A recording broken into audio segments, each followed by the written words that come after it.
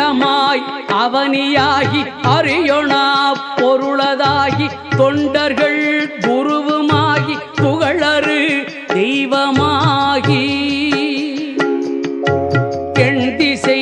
போற்ற நின்ற என்னருள் ஈசனான தென்திரள் சரவணத்தான் தினமும் என் சிரசை காக்க அண்டமாய் அவனியாகி அறியொணா பொருளதாகி தொண்டர்கள் குருவுமாகி புகழறு தெய்வமாகி எண் திசை போற்ற நின்ற என்னருள் ஈசனான தென்திரள் சரவணத்தான் தினமும் என் சிரசை காக்க